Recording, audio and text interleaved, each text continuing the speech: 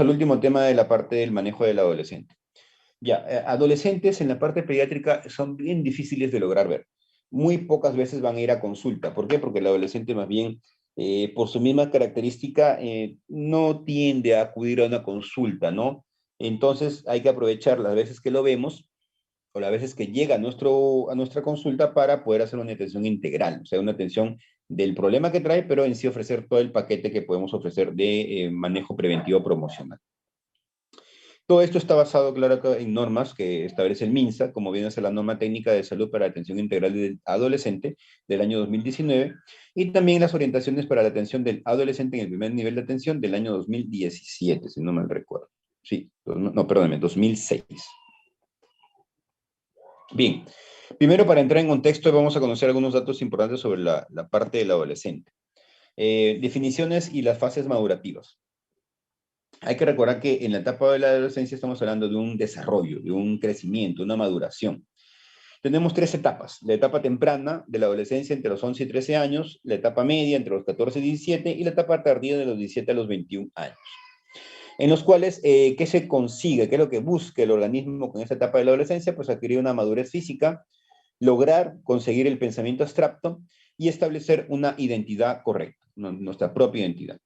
Diferenciar la palabra adolescencia de la parte de la palabra pubertad. La pubertad viene a ser aquellos cambios, aquella etapa en la que se producen cambios físicos para pasar de la etapa de la infancia a la etapa adulta. Y recuerden ustedes que el fin supremo de la pubertad viene a ser pues la capacidad reproductiva del ser humano, ¿no?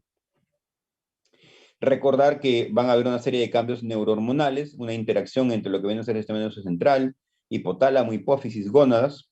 ¿Y qué va a suceder? Pues va a suceder que hay una disminución de la sensibilidad del gonadostato, va a empezar a producir una mayor secreción de hormona de GnRH, hormona estimulante, va a empezar a producir a nivel de la hipófisis la mayor secreción de lo que viene a ser FSH y LH, y estos a su vez en cada gónada van a empezar a producir un aumento en lo que vienen a ser andrógenos y estrógenos, y empiezan a producirse los cambios sexuales, los cambios del estado, de la parte física, ¿no?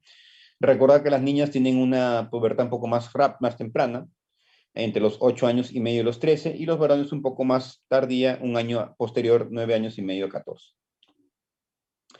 El desarrollo sexual femenino, recordad que inicia con la aparición del botón mamario, el tiempo en que se completa más o menos es de unos 4 años, en promedio, pero puede ser de 1,5 hasta 8.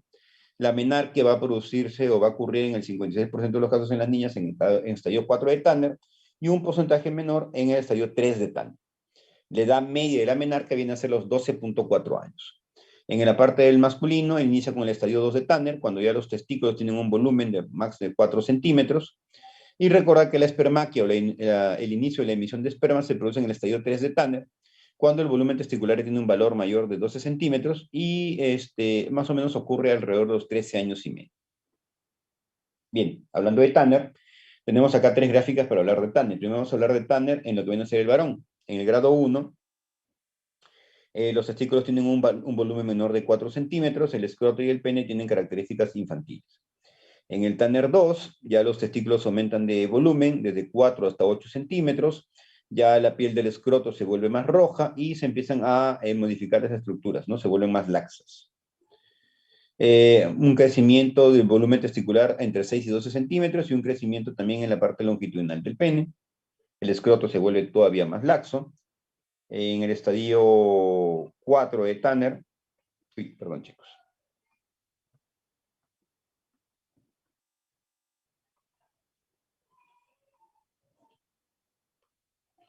Bien, en el estadio 4 de Tanner hay un mayor desarrollo de los genitales, ¿no? Hay un aumento en el desarrollo del diámetro y el desarrollo del glande del pene. Los testículos alcanzan un volumen de 15-20 centímetros y el escroto está mucho más desarrollado y mucho más pigmentado. Y los genitales ya en el estadio 5 tienen una semejanza a la del adulto y el volumen testicular ya está en promedio por arriba de los 25 centímetros. Ahora, con respecto a la parte de la mujer, el desarrollo mamario, en Tanner tenemos que en la etapa 1 es la etapa prepuberal, donde no hay un tejido mamario palpable, solo el pezón que protruye, la aureola está no pigmentada. En el estadio 2 ya se palpa algo de tejido mamario, pero solamente por debajo de la aureola, y la aureola y el pezón protruyen juntos, ¿no? Hay un aumento en el diámetro de la aureola, ¿no? Es la llamada, el famoso botón mamario.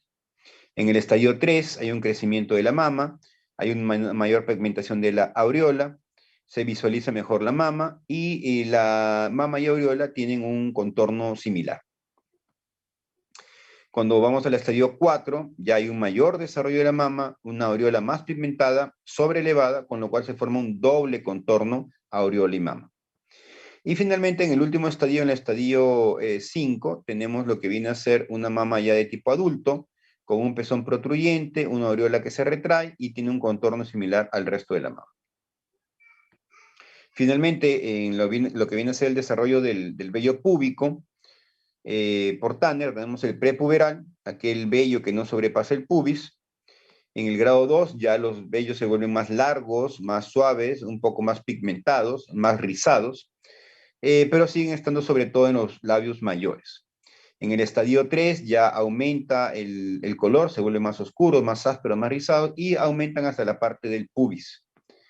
En el estadio 4 ya también se vuelven ya vellos casi como del adulto, hay una mayor superficie cubierta, que lo diferencia pues con la del menor. En el estadio 5 este vello ya llega hasta lo que viene a ser su límite superior horizontal, y en el estadio 6 puede llegar hasta lo que viene a ser la línea alba. Bien, eso es lo que viene a ser pubertad o cambios físicos que suceden en esta etapa de la vida. En la etapa que nos interesa, que viene a ser la adolescencia como tal, que vienen a ser cambios más que todo en la psique, en la forma de relacionarnos y en la parte psicológica de la persona, tenemos tres etapas. La etapa de la adolescencia temprana, que es de los 11 a los 13 años, en los cuales va a haber un crecimiento acelerado por esta pubertad que está cursando el paciente. Ya hay una aparición de caracteres sexuales secundarios. Esto hace que el niño, bueno, ya adolescente, pierda esa imagen corporal que tenía previa y está preocupado por la nueva imagen corporal que va a desarrollar. Se inician los intentos por la independencia, reclaman su propia identidad. Todavía el pensamiento sigue siendo totalmente concreto, quiere decir que no tienen la noción de los efectos que pudiera ocasionar alguna decisión en el futuro.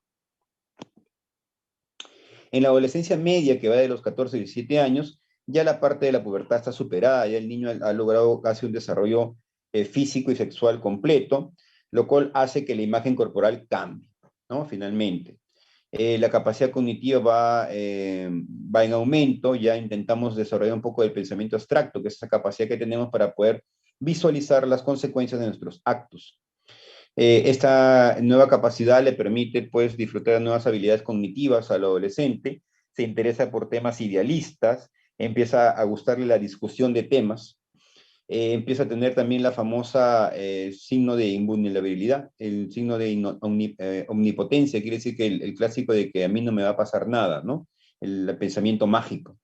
Y empieza a luchar un poco más por la independencia y el grupo toma bastante fuerza en esta etapa.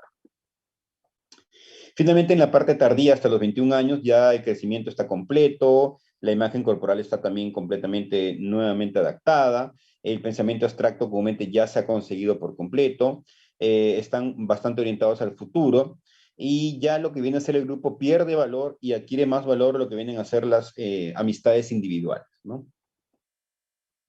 Bien, ¿qué recomienda el Ministerio de Salud para la atención integral? Como su nombre lo indica, atención integral es no solamente tratar la parte curativa por la que viene el paciente, sino ofrecer toda la parte preventiva promocional al mismo, intentando apoyarnos de cuando el paciente acude a la consulta, como va a ser un paciente que posiblemente no regrese, intentar ofrecer todo el paquete posible.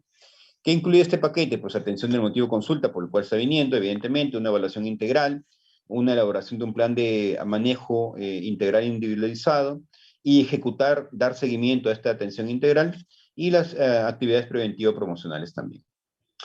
En el motivo de consulta, pues hay que hacer una buena entrevista del adolescente, permitirle que se explaye, permitirle que nos dé la información, tener en cuenta que sería bueno hacer la evaluación de este tipo de pacientes con la presencia del padre, sin la presencia del padre también, y aparte el padre también obtener información del mismo, sobre todo en la parte de antecedentes, ¿no?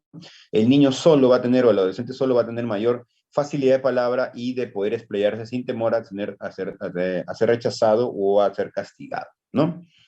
A los padres también hay que entrevistarlos para buscar toda la información previa del adolescente, que comúnmente a veces no la conocen, de qué se ha enfermado, qué medicamentos recibe, es alérgico a alguna sustancia.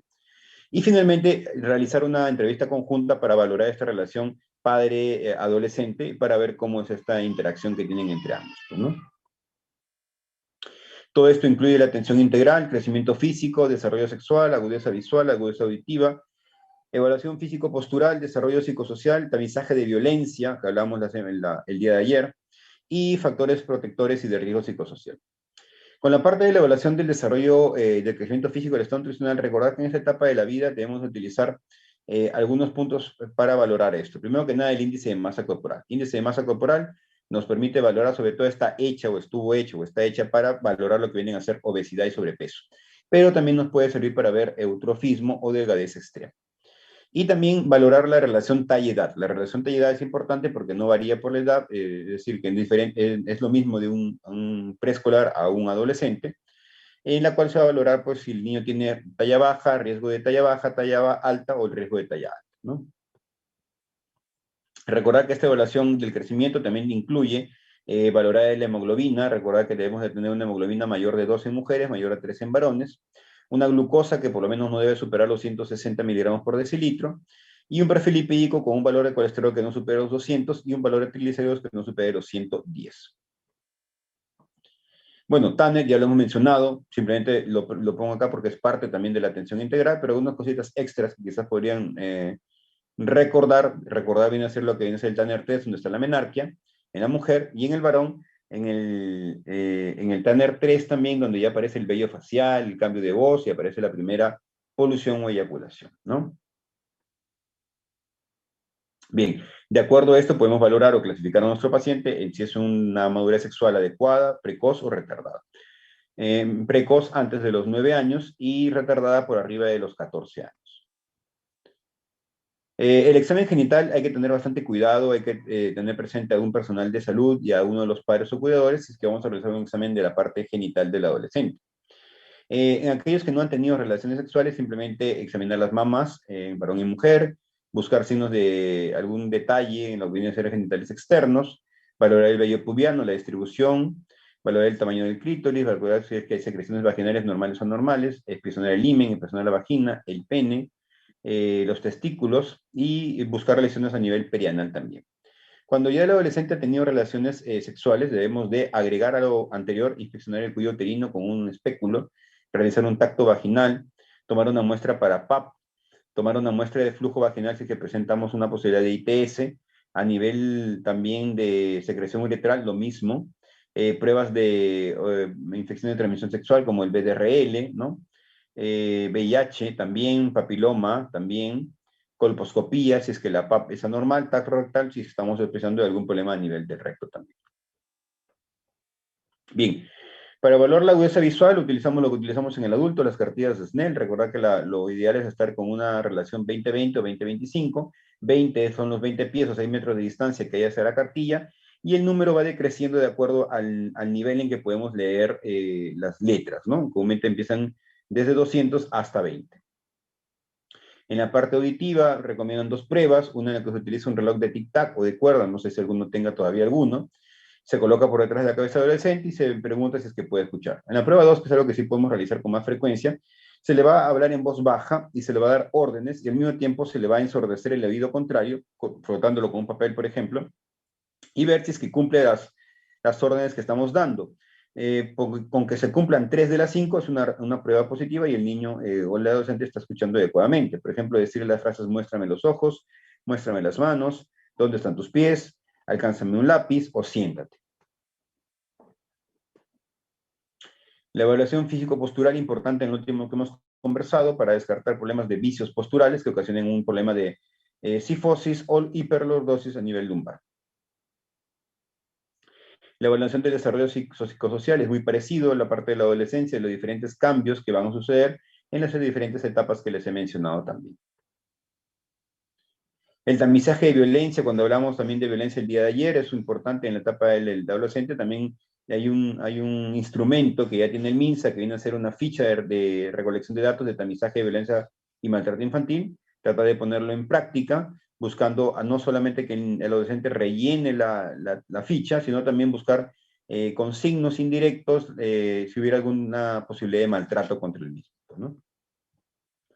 Recordar finalmente en la parte preventiva promocional el ofrecer los esquemas de vacunas a la etapa del adolescente, como puede ser, por ejemplo, la vacuna DT, que es la vacuna contra difteria y tétanos, Colocar siempre la primera dosis al contacto, la segunda al mes, la tercera a los 6 meses y la cuarta y la quinta al año y al año de las siguientes dosis. La vacuna antihepatitis B, también 3 dosis a partir de los 10 años y luego al mes de la primera dosis y a los 4 meses de la segunda dosis. Fiebre amarilla en aquellas zonas endémicas, 1 dosis después de los 10 años. Sarampión rubiola, 1 dosis al 100% de los adolescentes, contraindicado, bueno, por ejemplo, los pacientes que tuvieran algún tipo de contraindicación a esta vacuna en específico, pues, ¿no? Perfecto. Bien, eso sería todo con respecto a la parte de atención integral del adolescente. ¿Tienen alguna duda o pregunta con respecto al tema?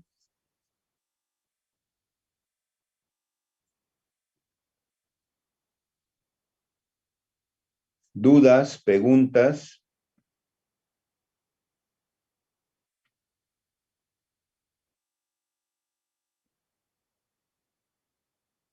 ¿Ninguna? ¿A la 1? ¿A las 2? Y a las 3. Ya, correcto. Muy bien, chicos, con esto ya quedamos saldados con toda la parte teórica de mi parte. Ya estaríamos finalizando conmigo todo lo que viene a ser la parte de Pediatría 1. Les agradezco a todos por estar aquí presentes. Ya se les ha tomado su asistencia por la clase de hoy día. Y nada más agradecerles a todos por su colaboración, por su presencia, tanto en las clases teóricas como prácticas, y esperando que les vaya bien en su evaluación final del tema, de la materia, pues, ¿no? Bueno, si no tuviéramos ninguna pregunta, les agradezco.